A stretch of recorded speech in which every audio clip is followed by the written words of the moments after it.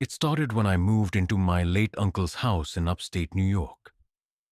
The house was old, creaky, and smelled like aged wood soaked in forgotten memories. I hadn't seen him in over a decade, but when the lawyer handed me the keys, something in my gut twisted. Still, I told myself it was just nerves. Inheriting a house like this? Who wouldn't be a little shaken? The first few nights were uneventful. Dust danced in the sunbeams, the floor groaned under every step, and the wind howled through thin walls. It was the kind of place that felt like it was always listening. I explored the main rooms during the day, but I couldn't bring myself to go near the attic or basement. Both had heavy doors with old rusted locks. My uncle was a private man. Maybe that's where he kept his antiques or books. On the fourth night, I woke up around 3:17 a.m. to a soft thud from above. It wasn't loud, just deliberate. I froze in bed, listening. Another thud, then a dragging sound. It was coming from the attic. I tried to brush it off. Old houses make noises, right?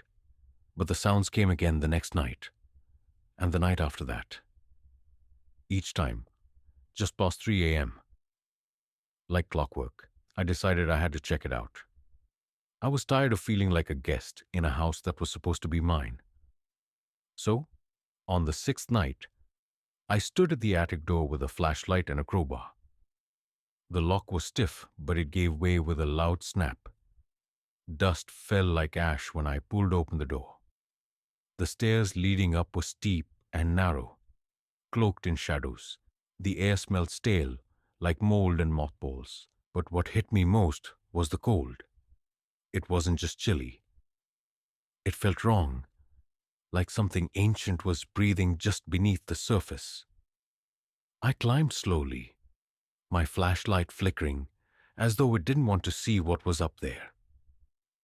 The room was filled with covered furniture, stacked boxes, and a tall mirror wrapped in a tattered sheet. But it wasn't the objects that got me. It was the silence. The moment I stepped inside, the house seemed to hold its breath. I was about to turn back when I noticed a single wooden trunk in the corner, uncovered. It was unlike anything else. Dark wood with strange carvings, symbols I didn't recognize. As I stepped closer, the floor creaked beneath me. I crouched down, running my hand over the trunk's lid. It felt colder than the air around it. That's when I saw the photograph. It had fallen beside the trunk, yellowed and curled at the edges. It showed a man, my uncle, standing next to the same trunk. But what made my skin crawl was the reflection in the mirror behind him. There was someone or something standing beside him, tall, dark, and faceless. I stared at it, heart pounding in my chest, and then the door behind me slammed shut. The attic went pitch black. My flashlight blinked out, and in the silence, I heard the dragging sound again. Only this time, it was coming from inside the attic. Closer, closer. I fumbled in the dark, trying to find the stairs. The cold grew sharper, biting into my skin. Something brushed past me.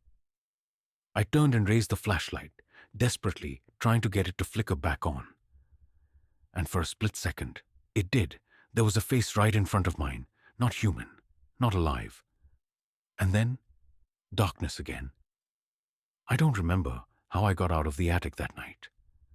When the flashlight died and that face appeared, lifeless, pale, and impossibly close, I must have blacked out or acted purely on instinct. The next thing I knew, I was lying on the hallway floor, the attic door wide open behind me, the early morning light bleeding through the windows. My body ached like I'd fallen down a flight of stairs. My hands were scraped, and there was a shallow cut along my cheek, but I was alive. And the photograph? Gone. I wanted to believe it had been a nightmare, some kind of hallucination brought on by stress and lack of sleep. But when I looked at the attic door the next day, the lock was still broken, the dust on the stairs disturbed. Something had happened up there. I should have left. Any normal person would have packed a bag and driven away without looking back. But curiosity, or maybe something deeper, kept me anchored to the house. That trunk, those symbols. I needed to know what it was. Why was it left out in the open, unlike the rest of the attic clutter? Why did my uncle keep a photograph with a figure like that behind him? By late afternoon, I convinced myself to go back up. I carried with me a new flashlight, fully charged, a crowbar, and a camera to document anything strange. This time, I wasn't going to let fear take over.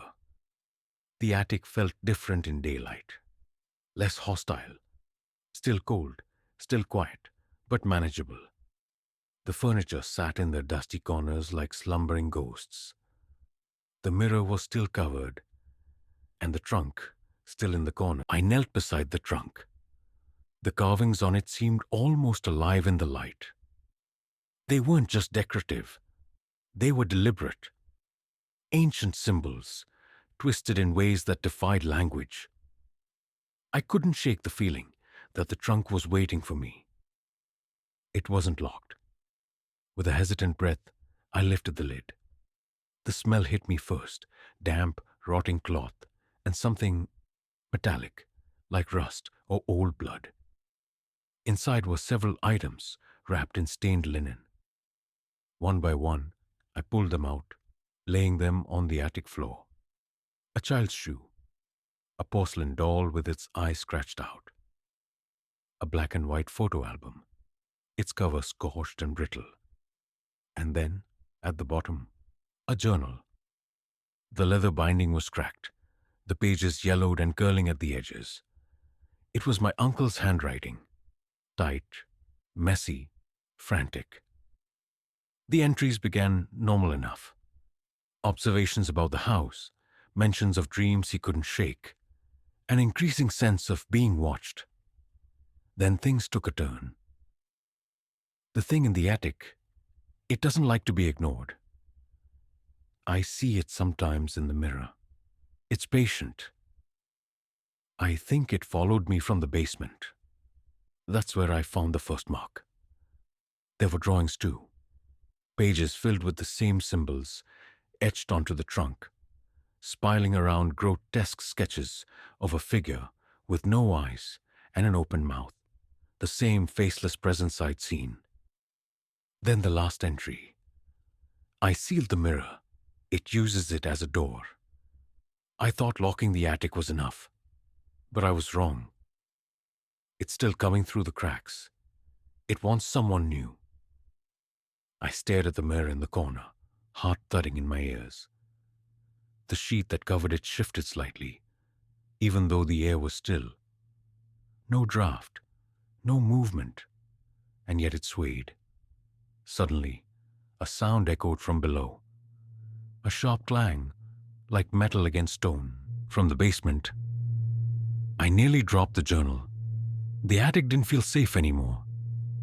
I backed away, heart hammering, and hurried downstairs. Whatever was happening here, it was bigger than just a haunted attic. I should have run. I should have thrown the journal into the fire and left. But instead, I went to the basement door. It was already open. Just a crack. Inside, the stairs led down into blackness far deeper than it should have been. I shone my flashlight, but it barely pierced the dark. It was thick, suffocating, like fog underwater.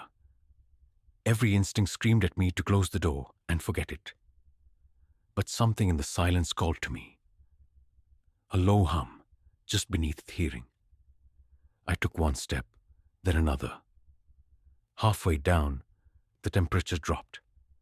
I reached the basement floor, the concrete cold beneath my feet, and began to sweep the beam of light across the room. Then I saw them. Symbols, just like on the trunk, etched into the walls, burned into the stone, and in the center of the floor, a large, scorched circle, ritualistic like something had been summoned. Inside that circle was a mirror, not covered, not cracked, just standing there, clean and waiting. And in the reflection, something moved behind me. But when I turned, there was nothing. I looked back at the mirror, and the thing was still there, closer. I stood frozen in the basement, the flashlight trembling in my hand as I stared into the mirror. The thing in the reflection wasn't mimicking me. It wasn't even pretending to be me. It stood there, towering, faceless, its head slightly tilted, as if curious. Its skin was a pale gray, stretched too tight over long limbs, and though it had no eyes, I could feel it watching me. I backed away instinctively, my breath short, heartbeat pounding in my ears, but in the reflection, the thing didn't move. Instead, something far worse happened. It smiled, not with lips, because it had none, but with a grotesque split from where its mouth should have been. A deep, wet tear opened across the lower half of its face, revealing rows of needle-like teeth, twitching and alive. And then it raised a hand and pointed, not at me, but to the side, off-frame, to something behind me. I spun around, flashlight flashing across the dark. Nothing. Only empty walls and old boxes. But when I turned back to the mirror, there was another figure, smaller, almost childlike, a shadow with human form, pressed up against the inside of the mirror, palms flat against the glass.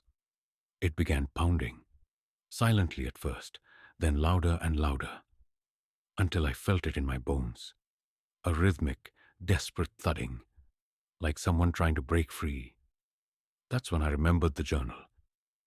My uncle had written, "It uses it as a door. This mirror wasn't a reflection. It was a gateway. I needed to end this. Destroy it." I raised the crowbar and swung with everything I had. The moment metal struck glass, the basement screamed. Not just noise, something primal and ancient, like the cry of a wounded creature. The mirror shattered, but not like ordinary glass. The shards fell in slow motion, black smoke curling from their edges, and in each fragment I saw dozens of eyes staring back at me. But then silence. The basement went completely still. The humming stopped, the cold lifted slightly. I thought I had won. I thought I was safe. I wasn't. That night I packed my things. I couldn't stay another second in that house. As I stepped outside, I saw something strange. My shadow was as wrong. It didn't move in sync with me. When I turned left, it leaned right. When I raised my hand, it hesitated before following. I chalked it up to stress, to trauma. I left the house behind, boarded it up, and vowed never to return. Weeks passed. Life returned to normal, or so I convinced myself. But strange things began creeping back in. Mirrors in my apartment would fog up, even when it wasn't humid. I'd hear faint tapping from behind the bathroom mirror at night.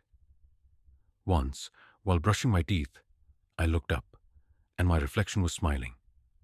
I wasn't. I covered every mirror, avoided my own reflection, even stopped taking photos. But one night, while lying in bed, I woke up at 3:17 a.m. There was a mirror on my ceiling. I swear I didn't put it there. As I stared up in horror, the glass began to ripple like water, and a hand, long gray, with fingers too many, began to push through. I screamed, but no sound came out. I couldn't move. The air grew thick. My vision darkened. And then I blacked out. I woke up the next morning on the floor, my mouth dry, my muscles sore. The ceiling was clean, no mirror, no sign anything had happened. But I knew, whatever was in that house, it didn't stay there. It followed me. Or worse, it became me. Sometimes, when I walk past store windows or shiny car doors, I see a version of myself, just slightly out of sync. A blink too slow. A smile that holds too long. A flicker behind my eyes that I don't recognize. I don't know how much longer I have before it takes over completely. So I'm leaving this story behind as a warning. If you find an old trunk in a forgotten attic, if you see symbols burned into stone, if you ever catch your reflection, smiling when you're not, destroy the mirror and pray it's not already too late.